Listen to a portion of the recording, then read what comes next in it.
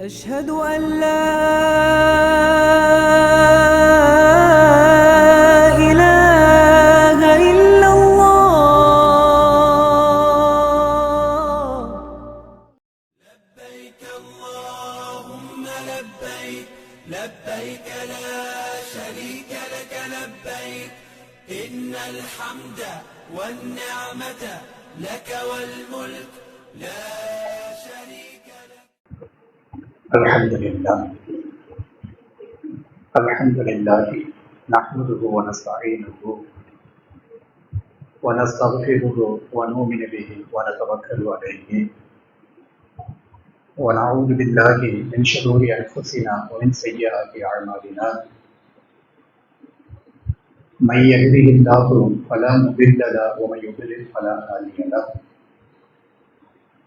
وأشهد أن لا إله إلا الله وحده لا شريك له وأشهد أن محمدا عبده ورسوله. اللهم صل على محمد وعلى آل محمد كما صليت على إبراهيم وعلى آل إبراهيم إنك حميد مجيد.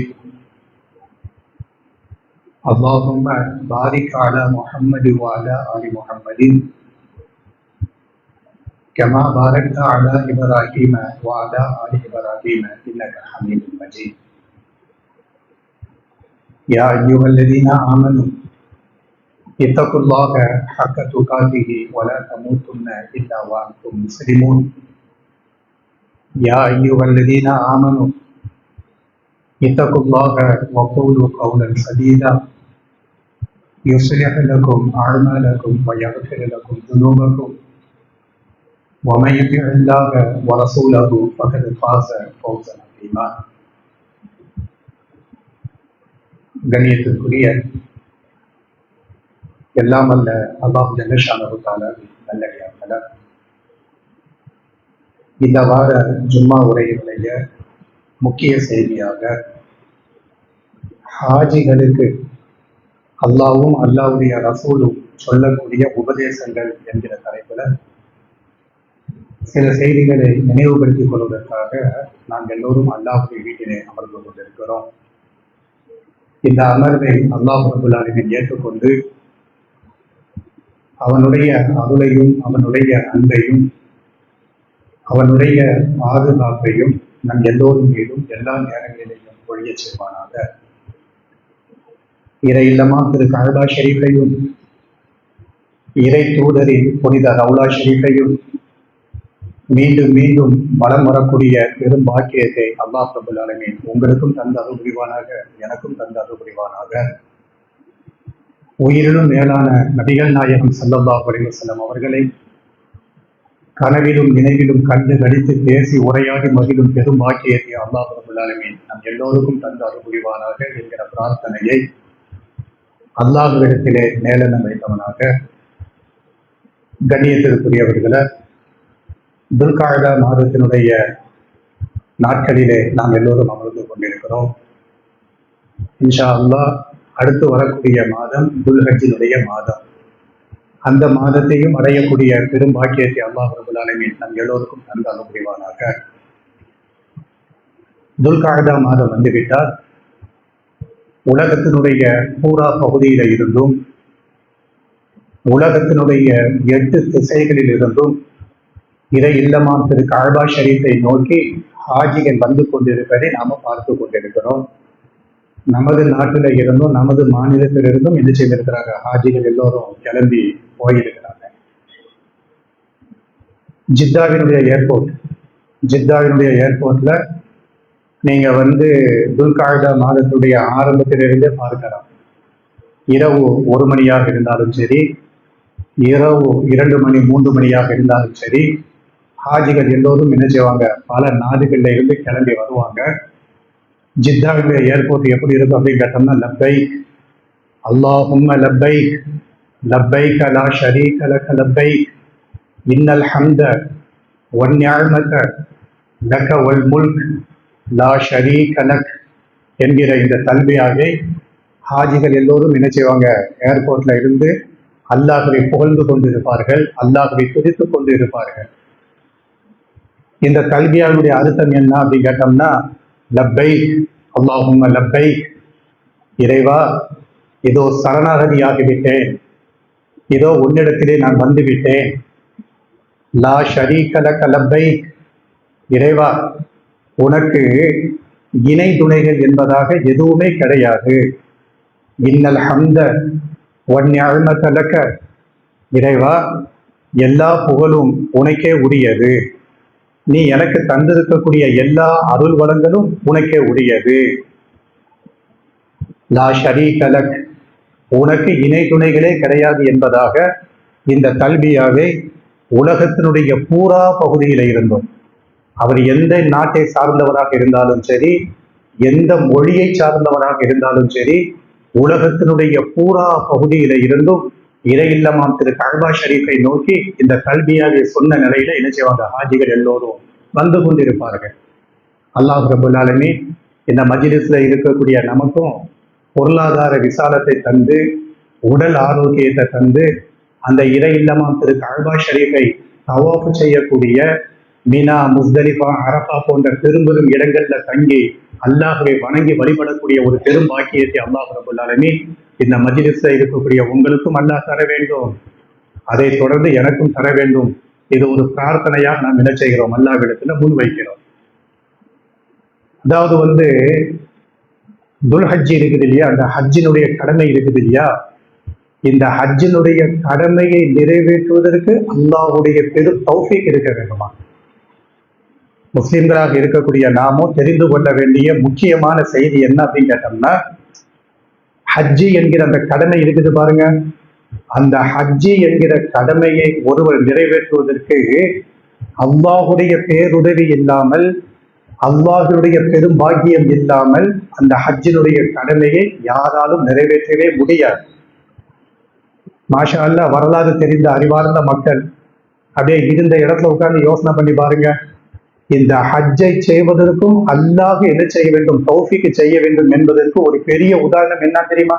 அதற்காக வேண்டி பொருளாதார வசதிகள் எல்லாம் வச்சுக்கிட்டு, உடல் ஆரோக்கியத்தை வச்சுக்கிட்டு, எனக்கு அல்லாஹ் நாடல்லங்க, அல்லாஹ்ட்ட சமாளிக்க முடியாது. நல்லா புரிஞ்சுக்கிடணும். என்ன புரிஞ்சுக்கிடணும்? இந்த ஹஜ்ஜை செய்வதற்கும் அல்லாஹுடைய பேருதவி இருக்க வேண்டும். அதற்காக பொருளாதாரத்துல தன்னிறைவு பெற்ற மக்கள், உடல் ஆரோக்கியத்தோடு இருக்கக்கூடிய மக்கள், எனக்கு அல்லாஹ் நாடல்லங்க அப்படின்னு சொல்லி போட்டு சப்ப கட்டி எங்க கட்ட முடியாது, அல்லாஹ் இடத்துல கட்ட முடியாது. அப்ப இந்த ஹஜ்ஜை நிறைவேற்றுவதற்கும் அல்லாஹுடைய நாட்டம் இருக்க வேண்டும் என்பதற்கு ஒரு பெரிய உதாரணம் என்னன்னு தெரியுமா? வரலாறு தெரிந்த அறிவார்ந்த மக்களாக நாம இருக்கிறோம். இந்த இந்திய நாட்டை 800 ஆண்டு காலம் என்ன செஞ்சிருக்கிறாங்க, முகலாயர்கள் ஆண்டு இருக்கிறாங்க. உண்டா இல்லையா? இந்த இந்திய திருநாட்டை நம்மளுடைய அப்பம்பாட்டன் முகலாயர்கள் இருக்கிறாங்கல்ல, இந்த முகலாயர்கள் இந்த நாட்டை 800 ஆண்டு காலம் என்ன செஞ்சிருக்கிறாங்க, ஆண்டு இருக்கிறாங்க. இந்த நாட்டை ஆண்ட முகலாயர்கள்ல யாராவது ஒருவர் ஹஜ்ஜி செஞ்சிருக்கிறாரா? இந்த நாட்டை ஆண்ட முகலாயர்கள்ல யாராவது ஒரு நபர் அந்த இறையில்லமாம் திரு கஅபா ஷரீஃபை ஹஜ்ஜி செஞ்சிருக்கிறாங்களா? யாருமே செய்யல. அவங்க ஆண்ட அந்த ஆட்சியினுடைய லட்சணத்தினாலதான் இந்த நாட்டுல இருக்கக்கூடிய முஸ்லிம்களாக இருக்கக்கூடிய நாமும் இரண்டாம் தர மக்களை விட மோசமாக நசுக்கப்பட்டு கொண்டிருக்கிறோம். யாரு ஆண்ட லட்சணம்? இந்த முகலாயர்கள் சொல்லி போட்டு ஆண்டாங்க பாருங்க. அவனுடைய ஆட்சியினுடைய லட்சணத்தின் காரணத்தினாலதான் இன்னைக்கு நாம என்ன செய்யப்பட்டு கொண்டிருக்கிறோம்? நம்ம பொருளாதாரம் சூறையாடப்பட்டு கொண்டிருக்கிறது. நம்முடைய ஃபியூச்சர், எதிர்காலம் கேள்விக்குறியாக ஆக்கப்பட்டிருக்கிறது. ஜேசிபியை வச்சுக்கிட்டு ஒரு மாநிலத்தினுடைய முதலமைச்சர் வீட்டை இடிக்க சொல்றாங்க. காரணம் என்ன? முகலாயர்களுடைய அடையாளங்களை உருவாக்கினாங்களே தவிர இஸ்லாத்தினுடைய அடையாளங்கள் இந்த மண்ணில விதைச்சிட்டு போனாங்களா? இல்ல. அப்ப ஹஜ்ஜினுடைய கடமையை நிறைவேற்றுவதற்கு அல்லாஹுடைய பேருதவி இருக்க வேண்டும் என்பதற்கு முகலாயர்கள் ஒரு முன்னுதாரணமாக இருந்து கொண்டிருக்கிறார்கள். அவர்கள யாருக்குமே அல்லாஹ் உதவி செய்யவில்லை. எனவே ஹஜ்ஜி செய்யல. அதே மாதிரி பாருங்க, சமகாலத்துல பொருளாதாரத்துல தன்னிறைவு பெற்ற மக்கள், ஒரு குடும்பத்துக்குள்ளால கணவன் என்ன செஞ்சிருப்பாங்க, ஹஜ்ஜை முடிச்சிருப்பாங்க. பொருளாதாரத்துல எந்த குறையும் இருக்காது. ஆனா மனைவி ஹஜ்ஜி செய்யாம உட்கார்ந்துட்டு இருப்பாங்க. கணவன் என்ன செஞ்சிருப்பாங்க, அந்த ஹஜ்ஜி என்கிற அந்த பெரும் பாக்கியத்தை என்ன செஞ்சிருப்பாங்க. ஏழை பாலைகளை பத்தி நான் சொல்ல வரல, பொருளாதாரத்துல ஏற்றம் கூட இருக்கக்கூடிய மக்களை பத்தி நான் பேசுகிறேன். கணவன் என்ன செஞ்சிருப்பாங்க, ஹஜ்ஜை முடிச்சிருப்பாங்க, அந்த பள்ளிவாசல தவாஃபு செய்திருப்பாங்க. ஆனால் மனைவி என்ன செஞ்சிருப்பாங்க, இன்னும் அந்த ஹஜ்ஜினுடைய நிய்யத்து கூட மனதில் வைக்காம அப்படியே பொருளாதாரத்துல சுருட்டி அப்படியே வைத்துக்கொண்டு காலத்தை கடத்திக் கொண்டே இருப்பார்கள். இதுதான் நாம சொல்றோம் அல்லாஹ்வுடைய நாட்டம் இருக்கணும் அப்படின்னு சொல்லி போட்டு. அதே மாதிரி நீங்க பாருங்க, அல்லாஹ்விடத்துல வந்து காரணம் சொல்ல முடியுமா? அல்லாஹ்விடத்துல வந்து நான் லைஃப்ல செட்டில் ஆகணுங்க, நான் லைஃப்ல வந்து அப்படியே ஒரு லெவலுக்கு வந்ததுக்கு பின்னாடி நான் ஹஜ்ஜி செய்யலாம் நினைச்சுக்கிட்டு இருந்தேன், அல்லாட்ட காரணம் சொல்ல முடியாது. வீடு கட்டலாம் என்று நினைத்து கொண்டிருந்த அந்த பொருளாதாரத்தை சேர்த்து வச்சுக்கிட்டு இருந்த வீடு கட்டுற வரைக்கும் ஹஜ்ஜை தாமதப்படுத்தலாம், அல்லாட்ட காரணம் சொல்ல முடியாது. அதே மாதிரி வந்து என்னுடைய மகளை இன்னொரு இடத்துக்கு நான் கரை சேர்க்க வேண்டும், திருமணம் முடித்து கொடுக்க வேண்டும் என்பதற்காண்டி நான் பொருளாதாரத்தை சேர்த்துக்கிட்டு இருக்கிறேன், ஹஜ்ஜி எனக்கு இப்போ ஒண்ணுமே கிடையாது அப்படின்னு சொல்லி போட்டு அல்லாஹ்விடத்துல காரணம் சொல்ல முடியாது. இங்க இருந்து கிளம்பி ஹஜ்ஜை முடிக்கக்கூடிய பொருளாதார வசதி இருந்து உடல் ஆரோக்கியம் இருந்து விட்டால் அந்த ஹஜ்ஜை கட்டாயமாக நிறைவேற்றியே ஆக வேண்டும், கட்டாயமாக நிறைவேற்றியே ஆக வேண்டும். ஒரு பலகீனமான ஹதீஸு தான், ஆதாரபூர்வமான ஹதீஸு கிடையாது. பலகீனமான ஹதீஸ்ல வந்து அல்லாஹ்வுடைய தூதர் ஸல்லல்லாஹு அலைஹி வஸல்லம் என்ன தெரியுமா எச்சரிக்கை பண்றாங்க? பொருளாதாரத்துல தன்னிறைவு பெற்ற மக்களை பார்த்து, இந்த ஹஜ்ஜினுடைய கடமையை நிறைவேற்றாமல் இருக்கிறார்களே அந்த மக்களை பார்த்து அல்லாஹ்வுடைய தூதர் ஸல்லல்லாஹு அலைஹி வஸல்லம் என்ன எச்சரிக்கை செய்யறாங்க தெரியுமா? அந்த எச்சரிக்கை எப்படி சொல்றாங்க தெரியுமா? எப்படி சொல்றாங்க? பொருளாதார வசதி இருக்குதா, இங்க இருந்து கிளம்பி போய் ஹஜ்ஜி செய்யக்கூடிய ஒரு பெரும் பாக்கியத்தை அல்லாஹ் உனக்கு தந்திருக்கிறானா, நீ அந்த ஹஜ்ஜை செய்யவில்லை என்றால், அல்லாஹ்வுடைய தூதர் சொல்றதை கவனிங்க. ஒரு எச்சரிக்கையாக வேண்டி இந்த ஹதீஸை நாம பயன்படுத்துகிறோம், ஒரு எச்சரிக்கையாக வேண்டி இந்த ஹதீஸை நாம என்ன செய்கிறோம், பயன்படுத்துகிறோம். அப்படி நீங்கள் ஹஜ்ஜி செய்யவில்லை என்றால் உங்களுடைய மரணம் இருக்குது பாருங்க, மரணம், இந்த உலகத்தை விட்டு பிரியக்கூடிய அந்த கடைசி நேரம் இருக்குது பாருங்க, அந்த நேரத்தை பற்றி அல்லாஹ்வுடைய தூதர் சொல்றாங்க, உன்னுடைய மரணம் யூத மரணமாக இருக்கட்டும் அல்லது உன்னுடைய மரணம் நசராணி மரணமாக இருக்கட்டும் என்பதாக சொல்லி அல்லாஹ்வுடைய தூதர் ஸல்லல்லாஹு அலைஹி வஸல்லம் அவர்கள் பொருளாதாரத்தில் தன்னிறைவு பெற்ற மக்கள் இந்த ஹஜ்ஜை தாமதப்படுத்துற மரணத்தை சொல்ல முடியுமா? நின்று பேசிக்கொண்டு இருக்கிறேன், எனக்கு மரணம் எப்பொழுது வரும் சொல்லிப்பட்டு என்னால சொல்ல முடியுமா? யாருடைய மரணத்தையாவது அல்லாஹ் ரப்பல் ஆலமீன் டைரி குறிப்பாக எழுதி கையில கொடுத்திருக்கிறானா? அந்த காலம் வருகிற வரைக்கும் நான் ஹஜ்ஜை தாமதப்படுத்தவும் என்று சொல்லுவதற்கு நம்ம சமுதாயத்துல நடக்கக்கூடிய அந்த திருமண நிகழ்ச்சிகளை நீங்க எடுத்து பாருங்க. ஒவ்வொரு மணமகளும் மாஷா அல்லாஹ், அல்லாஹ்விற்கு எல்லா புகழும், மணமக்களை எல்லா பாக்கியங்களையும் பெற்று சகல பாக்கியங்களையும் பெற்று தன்னிறைவு பெற்ற மக்களாட்டு வாழ வைக்கட்டும், அல்லாஹ் ரப்பல் ஆலமீன் அந்த மணமக்களின் மீது கிருபை காட்டட்டும். மண்டபத்துல உட்கார வச்சு மணமகளை அழகு பார்ப்பதற்காக மண்டபத்துல உட்கார வைக்கிறாங்க. ஒவ்வொரு மணமகளும் போட்டு இருக்கக்கூடிய இந்த ஜுவல்லர்ஸ் இருக்குது பாருங்க, ஹஜ்ஜி கடமை, ஹஜ்ஜி கடமை, ஜகாத் கடமை, எல்லாமே கடமை, எல்லாமே கடமை. என் பிள்ளைக்காக நான் சேர்த்திருக்கிறேன், என் பிள்ளைக்கு கழுத்து நிறைய நான் போட்டு அனுப்பி இருக்கிறேன், என் புள்ள வாழ போகக்கூடிய இடம், என் புள்ள புக போகக்கூடிய அந்த வீட்டுல வந்து என் புள்ள வந்து அப்படி கெத்தாட்டு இருக்கணும் என்பதற்காக கழுத்து நிறைய போட்டு இருக்கிறேன்னு சொல்லப்பட்டு நாம அனுப்பி வைக்கிறோம் பாருங்க. ஒரு சைடு இதை நாம யோசனை பண்ணிருக்கிறோமா? மாஷா அல்லாஹ், வாழக்கூடிய அந்த பிள்ளை நல்லபடியாட்டு அல்லாஹ் வாழட்டும், குறை சொல்ல நாம வரவில்லை. ஒன் சைடு ஓகே சைன் போட்டுட்டோம், என் பிள்ளைங்க. இன்னொரு சைடு அல்லாஹ்வினுடைய சைடு நாம அதை யோசனை பண்ணிருக்கிறோமா? அடியானுக்கும் அல்லாஹ்விற்கும் மத்தியில உண்டான ஹஜ்ஜினுடைய தொடர்புல என் பிள்ளை எப்படி இருக்கிறா என்பதை நாம கொஞ்ச நேரம் சிந்தித்து பார்த்திருக்கிறோமா? கொஞ்ச நேரம் சிந்தித்து பார்த்திருக்கிறோமா? 20 பவன் இல்ல, 30 பவன் இல்ல, 40 பவன் இல்ல, 100 பவன் போட்டு கட்டி கொடுங்க. 100 பவனை சுமக்கக்கூடிய என் மகள் ஹஜ்ஜினுடைய கடமையும் சேர்ந்தே சுமந்து கொண்டிருக்கிறார். நல்ல புரிஞ்சுக்கிடணும், நல்ல புரிஞ்சுக்கிடணும். 20 பவன், 80 பவன், 100 பவனை சுமக்கக்கூடிய என் மகள் அந்த கோல்டு ஜுவல்லர்ஸோடு எதையும் சேர்த்தே சுமக்கிறார். என் மீது இந்த வருடம் ஹஜ்ஜி கடமை என்கிற அந்த ஒப்பந்தத்தையும் சேர்த்து என்ன செய்யறாங்க, சுமந்துகிட்டு இருக்கிறாங்க. ஆனா சமுதாயம் என்ன பண்ணிக்கிட்டு இருக்குது, ஹஜ்ஜி தானே, சாவுவதற்கு ஒரு டேட் இருக்குது, அதுக்கு முன்னாடி நாம கிடையாது. 20 வயசு வாலிபன், 20 வயசு பெண் நம்ம வீட்டுல இருக்கிறாங்க, அவங்களுடைய சொத்தினுடைய மதிப்பு ஹஜ்ஜிக்கு போயிட்டு வரக்கூடிய அளவிற்கு மதிப்பு இருக்கிறது என்றால் என்னிடத்திலையும் உங்களிடத்திலையும் காரணம் சொல்லலாம், அல்லாஹ்விடத்துல காரணம் சொல்ல முடியாது.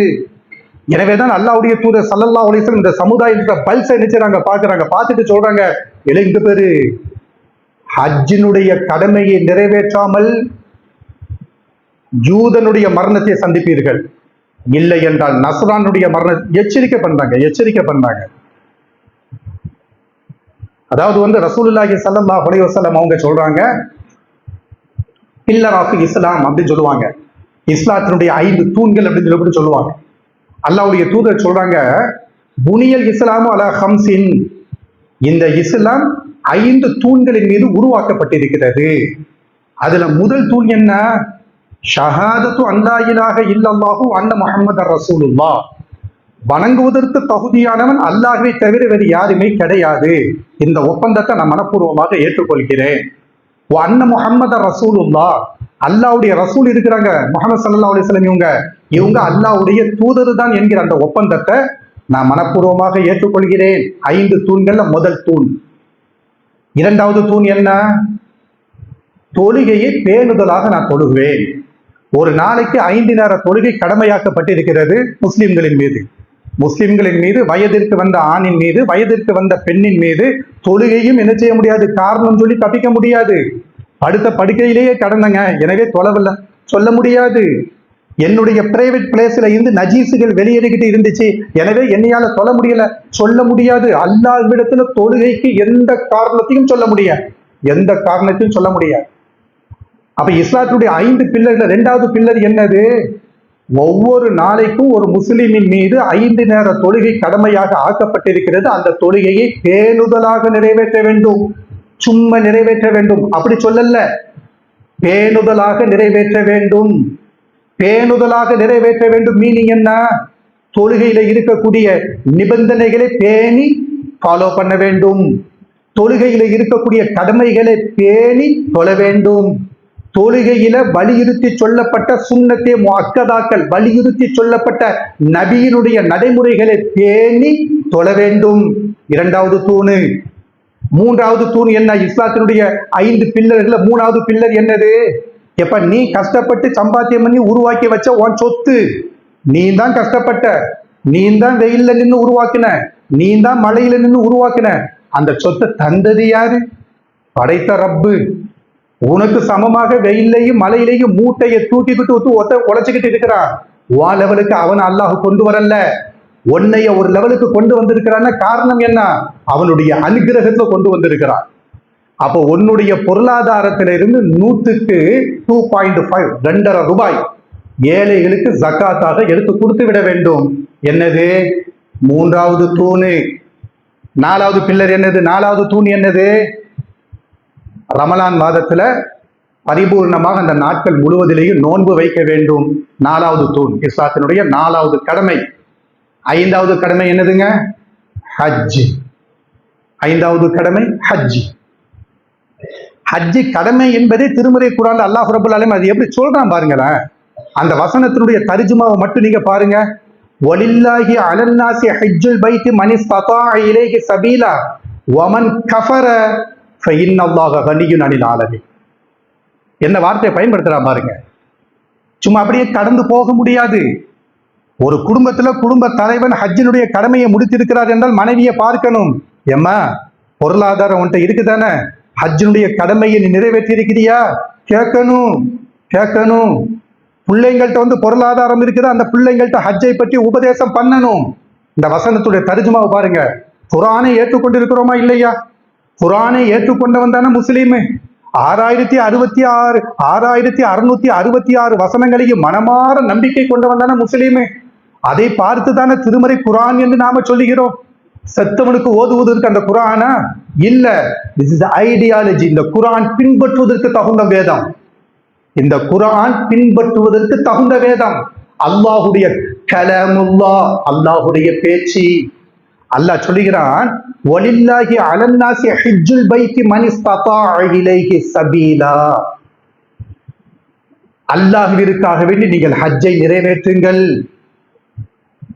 அல் பைத், அந்த இறை இல்லமாம் திரு கஅபா ஷரீஃப் இருக்குது பாருங்க, அந்த கட்டிடம் இருக்குது. அந்த கட்டிடத்துக்கு போய் ஹஜ்ஜை நிறைவேற்றுங்கள், மினாவுல தங்குங்க, முஸ்தலிஃபால தங்குங்க, அரஃபாவுல தங்குங்க, தவாஃபை இஃபாதாவை முடியுங்க, ஹஜ்ஜை நிறைவேற்றுங்கள். மனிஸ்ததா இலைஹி சபீலா, யாருக்கு போய்விட்டு வருவதற்கு பொருளாதார வசதியும் உடல் ஆரோக்கியமும் இருக்கிறதோ அவர்கள் நிறைவேற்ற வேண்டும். அடுத்த சென்டென்ஸை பாருங்க. ஒரு வசனத்துல தான் அல்லாஹ் சொல்லுகிறான், இன்னொரு வசனத்துல கூட சொல்லல. ஒத்த வசனத்துல ஒத்த வரியில அல்லாஹ் சொல்லுகிறான், நிறைவேற்றுங்கள். ஒமன் கஃபர, நமக்கெல்லாம் நிறைவேற்ற முடியுமாங்க? அப்படியே ஒரு 6 லட்சத்தையும் 7 சைத்தான் அங்கத்தான் வந்து நிற்பான். சைத்தான் இருக்கிறான் பாருங்க. பொருளாதாரம் என்று வருகிற பொழுது சைத்தான் என்ன செய்வான்? ஷைத்தான் நம்மளை சிம்பிளாக வழி தட்டக்கூடிய இடம் எது தெரியுமா? பொருளாதாரம்.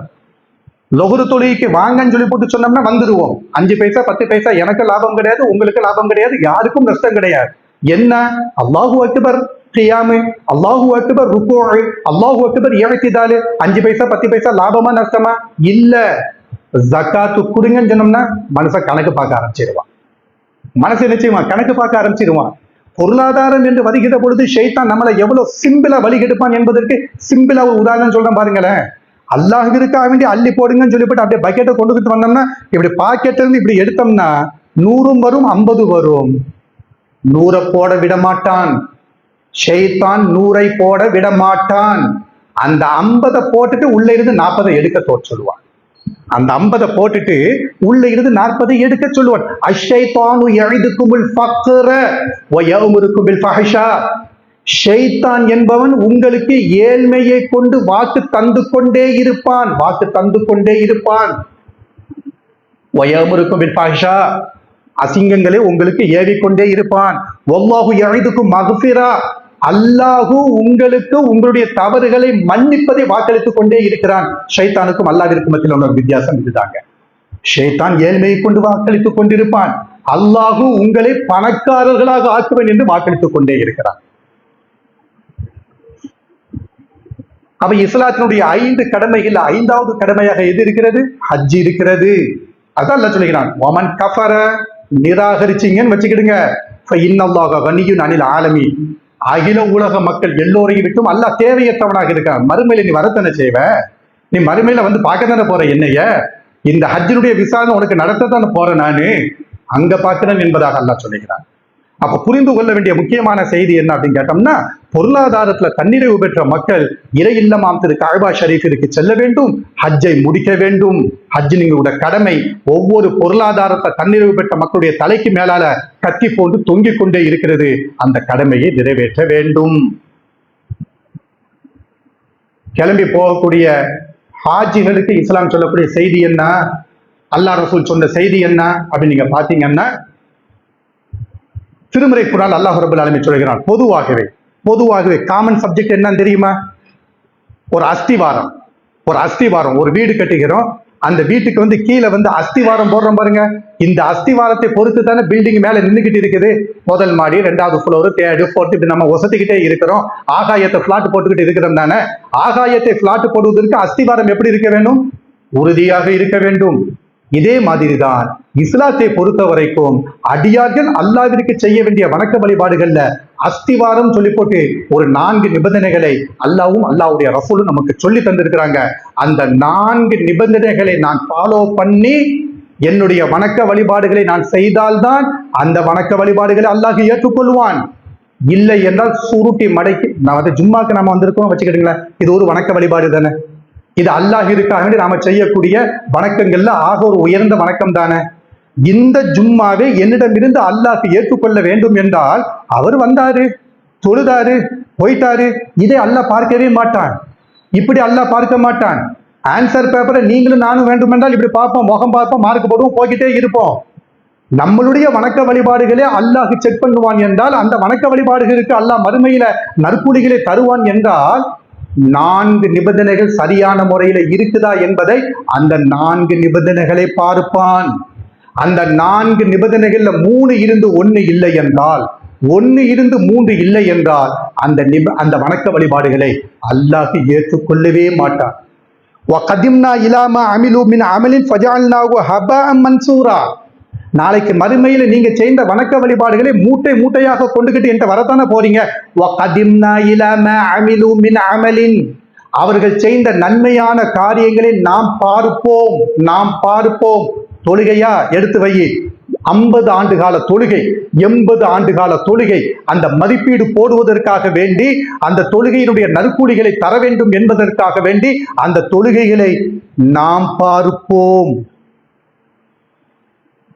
அதுல ஓட்டை உடைசல் இருந்தோம்னா இந்த 4 நிபந்தனைகள் சொன்ன பாருங்க. இந்த 4 நிபந்தனைகளை 3 இருந்து 1 இல்லை என்றால், 2 இருந்து 2 இல்லை என்றால், 1 இருந்து 3 இல்லை என்றால்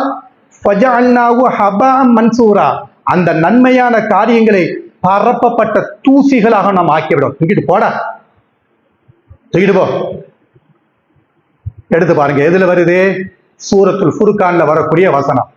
சூரத்துல் ஃபுர்கான்ல வரக்கூடிய வசனம் திருமறை குர்ஆன்ல அல்லாஹ் ரப்பல் ஆலமீன் சொல்லுகிறான், ஃபஜஅல்னாஹு ஹபாஅன் மன்சூரா, பரப்பப்பட்ட தூசிகளாக நாம் ஆக்கி விடுவோம். அந்த 4 நிபந்தனைகள்ல முதல் நிபந்தனை என்ன?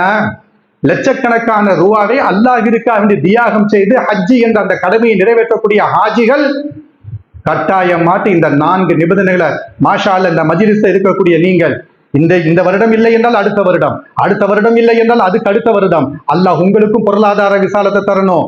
நீங்களும் அந்த இறை இல்லமாம் திரு கஅபா ஷரீஃபுக்கு போகணும். நபிகள் நாயகத்துடைய கபருக்கு முன்னாடி நின்னுக்கிட்டு அஸ்ஸலாமு அலைக்க அய்யுஹன் நபியு வ ரஹ்மத்துல்லாஹ், அல்லாஹ்வுடைய தூதரே உங்கள் மீது அல்லாஹ்வுடைய கிருபை உண்டாகட்டும், அல்லாஹ்வுடைய சாந்தியும் சமாதானம் உண்டாகட்டும் என்ற சலாமை நீங்களும் சொல்லணும், நானும் சொல்லணும். ஹஜ்ஜுடைய பாக்கியம் இருந்தால் அதை சொல்லுவதற்கும் கிடைக்கும்.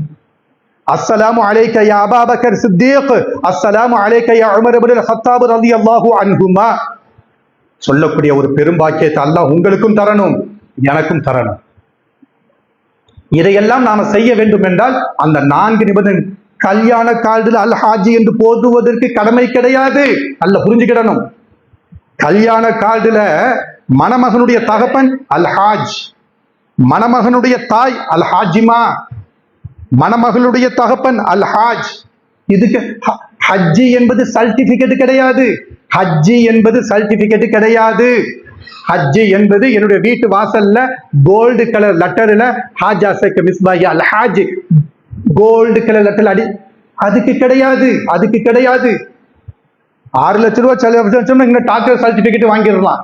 6 லட்சம் ரூபாய் 7 லட்சம் ரூபாய் செலவழிச்சோம்னா டாக்டர் சர்டிபிகேட் வாங்கிடலாம். அப்படி பேர் போடுவதற்கு டூப்ளிகேட்ல எத்தனை சர்டிபிகேட்னாலும் வாங்கலாம்.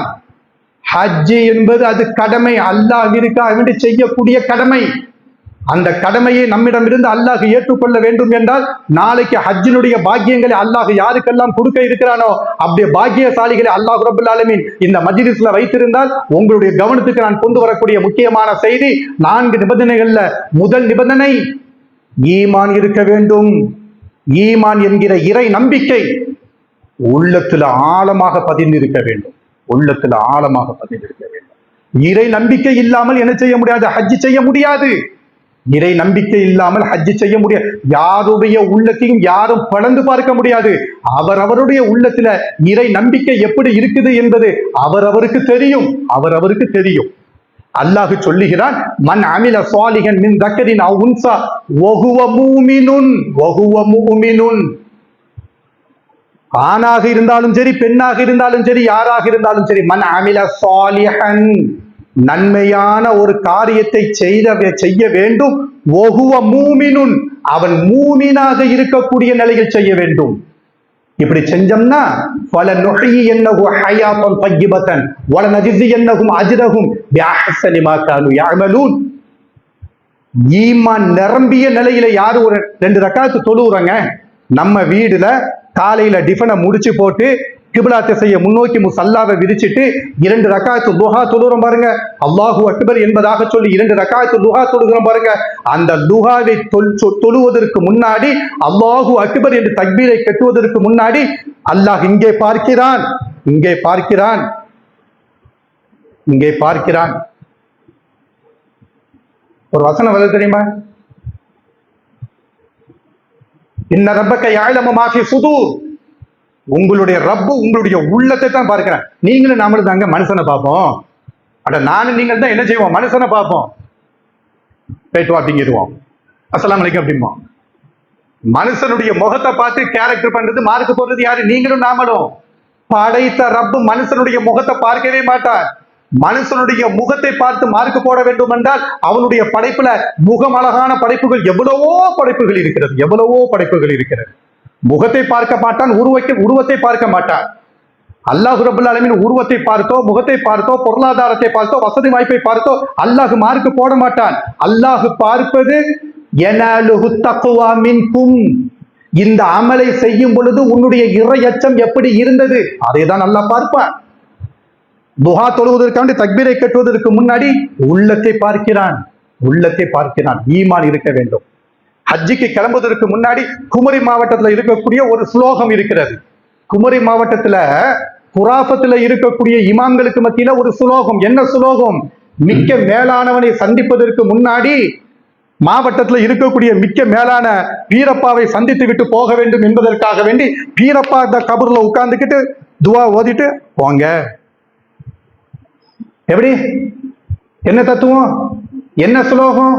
மிக்க மேலான ரப்புல் ஆலமீன் கஅபாவை சந்திப்பதற்கு முன்னாடி நமக்கு மத்தியில மிக்க மேலானவராக இருக்கக்கூடிய பீரப்பாவிட ஜியாரத்து பண்ணி அவங்கள்ட்ட அனுமதி வாங்கிட்டு அவங்க ஓகேன்னு சொன்னதற்கு பின்னாடி அவங்க கபருக்கு மேலால போத்தப்பட்ட போர்வையை தூக்கி பாஸ்போர்ட்ல இருந்து விசாவுல இருந்து எல்லாத்தையும் சோரிவை எடுத்துட்டு போறாங்க பாருங்க. என்ன ஈமான், என்ன ஈமான்? முதல் நிபந்தனை ஈமான் இருக்க வேண்டும். அதற்கு அடுத்த நிபந்தனை அல் இஹ்லாஸ், உள்ள தூய்மை இருக்க வேண்டும். இது ஹஜ்ஜிக்கு மட்டும் இல்ல, ஹஜ்ஜிக்கு மட்டும் நான் சொல்லல, வணக்க வழிபாடுகள் என்று எதுவெல்லாம் வருகிறதோ, ஒரு ஏழை வாழைக்கு இப்படி ஒரு பொட்டன சாப்பாட்டை வாங்கி இப்படி கொடுக்குறீங்க, இதுக்கும்தான். இரண்டாவது நிபந்தனை இஹ்லாஸ் இருக்க வேண்டும். மாமானா இஹ்லாஸ், இஹ்லாஸ் என்கின்ற அந்த அரபி வார்த்தைக்கு என்ன பொருள்? சூரத்துல் இஹ்லாஸ் சொல்லி போட்டு அல்லாஹ் ஒரு அத்தியாயத்தை வச்சிருக்கிறான் பாருங்க. அத அந்த அர்த்தத்தை எடுத்து பாருங்க. அல் இஹ்லாஸ், உள்ள தூய்மை இருக்க வேண்டும். ஈமானும் இருக்க வேண்டும், உள்ள தூய்மை இருக்க வேண்டும். அங்க செல்ஃபி எடுக்கிறது எங்க? எங்க? கஅபாவை பின்னுக்க துபுருக்கு பின்னாடி கஅபாவை வச்சுக்கிட்டு செல்ஃபி எடுத்து ஹஜ். ஹஜ் இஹ்லாஸ் இருக்க வேண்டும். வமா உமிரு இல்லா லியஅபுதுல்லாஹ முஹ்லிஸீன, அல்லாஹ் சொல்லுகிறான். வமா உமிரு, நீங்கள் எல்லோரும் ஏவப்பட்டிருக்கிறோம். இந்த லோகத்தினுடைய பூமி பந்துக்கு மேலால எங்கெல்லாம் முஸ்லிம்கள் இருக்கிறார்களோ, எங்கெல்லாம் மூமின்கள் இருக்கிறார்களோ, எங்கெல்லாம் ஹாஜிகள் என்று கிளம்பி போகிறார்களோ எல்லோரும் ஏவப்பட்டிருக்கிறோம். என்ன ஏவப்பட்டிருக்கிறோம்? இல்லா லியஅபுதுல்லாஹ முஹ்லிஸீன், உள்ள தூய்மையான நிலையில் நீ அல்லாஹ்வை வணங்க வேண்டும் என்று ஏவப்பட்டிருக்கிறோம்.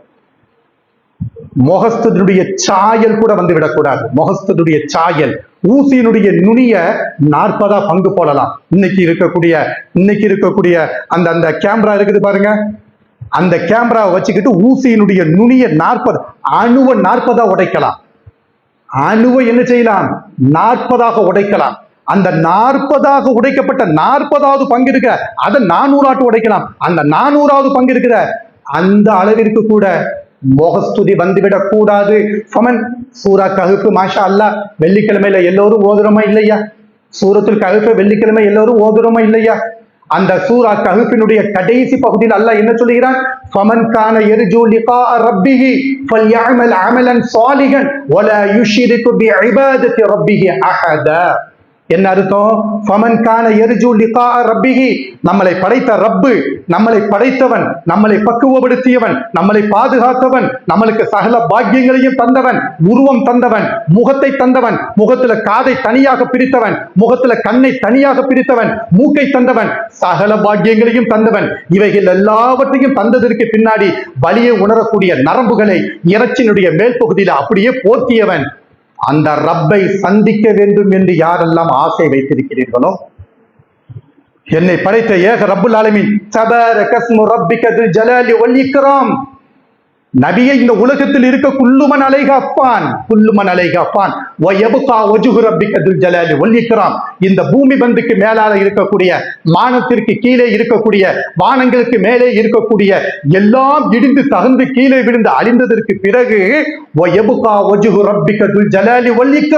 சங்கை பொருந்திய நபியை, உன் ரப்பினுடைய திருமுகம் மட்டும் நிலைத்து நிற்குமே. அந்த ரப்பை யாரெல்லாம் சந்திக்க வேண்டும் என்று ஆசைப்படுகிறார்களோ அவர்கள் என்ன செய்ய வேண்டும்? நன்மையான காரியங்களை செய்ய வேண்டும்.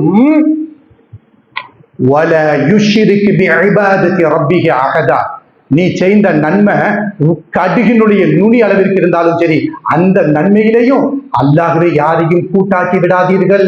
அல்லாஹ் சொல்லி சுபஹான் அல்லாஹ் சொல்கிறோம், அவர் பார்க்கிறார். சுபஹான் அல்லாஹ் சொல்லாத.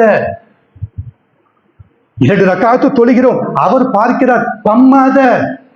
நீ உன் ரப்பை சந்திக்க இருக்கிறாய். இறை தூதர்களாக அனுப்பப்பட்ட எல்லா இறை தூதர்களும் 2 விஷயங்களை அந்தந்த கௌமுகளுக்கு எச்சரிக்கை செய்திருக்கிறார்கள். யாரு? இறை தூதர் ஆதம் நபி ஸல்லல்லாஹு அலைஹி வஸல்லம் இருந்து அல்லாஹ்வுடைய தூதர் வரைக்கும் எத்தனை இறை தூதர்கள் இந்த பூமி பந்துக்கு மேலால நடந்து போனார்களோ அந்த எல்லா இறை தூதர்களும் தன்னுடைய கூட்டத்தார்களுக்கு 2 விஷயங்களை பற்றி எச்சரிக்கை செய்திருக்கிறார்கள். முதல் விஷயம் என்ன? இலங்கு பெரு, நீ செய்த எந்த நன்மையான காரியமாக இருந்தாலும் சரி அதுல முகஸ்துதியை கலந்து போடாத. நம்பர் 2, தஜ்ஜால் வருவான். 2 எச்சரிக்கை செஞ்சிருக்கிறார். இஹ்லாஸ் என்கிற உள்ள தூய்மை இருக்க வேண்டும். 2வது நிபந்தனை. 3வது நிபந்தனை என்ன? நியத். இறைவா, உனக்காக வேண்டி நான் கிளம்பி போறேன். இறைவா, போயிட்டு நான் வருவேனா வரேன். ஒரு காலத்துல ஹஜ்ஜிக்கு போனாங்க. எப்படி தெரியுமா போனாங்க? கப்பல்ல போகும் பொழுது, ஏறும் பொழுது வீட்டுல இருந்து கஃன் துணியை பேக்கிங் பண்ணி நினைச்சுவாங்க, கெட்டி கொண்டு போவாங்க. இப்ப ஹஜ்ஜிக்கு போறது இங்க இருந்து சென்னைக்கு போறது இல்ல, திருச்சிக்கு போகக்கூடிய தூரம் தான். 1 மணி நேரம் திருவனந்தபுரம் ஏர்போர்ட், திருவனந்தபுரத்துல ஏறி உட்கார்ந்தோம்னா 4:45 மணி நேரத்துல ஜித்தா ஏர்போர்ட். அப்படியே தவாஃப முடிக்கலாம், ஹஜ்ஜை முடிச்சுட்டு வந்துகிட்டே இருக்கலாம். நியத்து அல்லாஹ்விற்காக வேண்டி நான் செய்கிறேன். அந்த நியத்து இல்லைன்னு வச்சுக்கிடுங்க. எந்த அமலாக இருந்தாலும் சரி, நியத்து இல்லை என்றால் அது மையத்து மட்டும்தான் நியத்து வைக்காது. ரூஹு உள்ள எல்லா உடம்புகளும் நல்ல அமல் செய்வதாக இருந்தால் நியத்து வைக்க வேண்டும். 4வது, 5வது தான் மிக முக்கியம். 5வது தான் மிக முக்கியம். அது என்னது? இத்திபாஉ ரசூல். நபிகள் நாயகம் எப்படி செய்து காட்சிங்க அந்த மாடல் நான் ஹஜ்ஜி செய்வேன். அல்லாஹ்வுடைய தூதர் எப்படி ஹஜ்ஜி செய்தாங்களோ அப்படிதான் நான் ஹஜ்ஜி செய்வேன். மீனால பார்க்கலாம். மீனாவுல இருந்தீங்கன்னா மீனா கூடாரத்துல அரஃபா கூடாரத்துல உட்கார்ந்துக்கிட்டு பாவ மன்னிப்பு தேட வேண்டிய அந்த இடத்துல, மீனா கூடாரத்துல உட்கார்ந்து தஸ்பீஹ் செய்யக்கூடிய அந்த இடத்துல அங்க மௌலூத் ஓதி உட்கார்ந்துருப்பாங்க. நபி ஸல்லல்லாஹு அலைஹி வஸல்லம் அங்க போய் மௌலூத் ஓதுற காட்சியெல்லாம் பார்க்கலாம். அப்ப ஹஜ்ஜி செய்யக்கூடிய ஹாஜிகளுக்கு அல்லாஹ்வும் அல்லாஹ்வுடைய ரசூலும் சொன்ன முக்கியமான உபதேசங்கள் 4 உபதேசங்கள். 1, ஈமான் இருக்க வேண்டும். 2, இஹ்லாஸ் இருக்க வேண்டும். 3, நிய்யத் இருக்க வேண்டும். 4, இத்திபாஉ ரசூல். அல்லாஹ்வுடைய தூதர் எப்படி இஹ்ராம் கட்டினாங்க அப்படி இஹ்ராம் கட்ட வேண்டும். அல்லாஹ்வுடைய தூதர் மீனாவுல எப்படி தங்கினாங்க அப்படி மீனாவுல தங்க வேண்டும். அல்லாஹ்வுடைய தூதர் முஸ்தலிஃபால எப்படி இருந்தாங்க அப்படி முஸ்தலிஃபாவுல இருக்க வேண்டும். அஜரத்து சொன்னாகா, இமாமு சொன்னாகா, அவரு சொன்னாகா, அந்த புக்ல கிடந்துச்சு, இந்த புக்ல கிடந்துச்சு, அல்ல போஸ்டர்ல பார்த்தேன், அந்த நோட்டீஸ்ல பார்த்தேன், ஹஜ்ஜி வழிகாட்டில அப்படித்தான் கிளாஸ் எடுத்தாங்க. நமக்கு மத்தியில பேசிக்கிடலாம், அங்க பேச முடியாது. அங்க என்னது? என் தூதருக்கு யார் கட்டுப்படுகிறாரோ அவர் எனக்கு கட்டுப்படுவார். இதுதான் ரிசல்ட். அல்லாஹ்வுடைய தூதர் எப்படி ஹஜ்ஜி செய்து நமக்கு காட்டி தந்தார்களோ ஒத்த ஹஜ்ஜி தான் செஞ்சிருக்கிறாங்க. அந்த ஒரு ஹஜ்ஜி தான் ஒட்டுமொத்த உலகத்திற்கு முன்மாதிரியாக இருந்து கொண்டிருக்கிறது. அல்லாஹ் ரப்பல் ஆலமீன் அவருடைய மார்க்கத்தை தூய்மையான முறையில் பின்பற்றி நடக்கக்கூடிய நன்மக்களாக நம் அனைவரையும் அல்லாஹ் ஆக்கி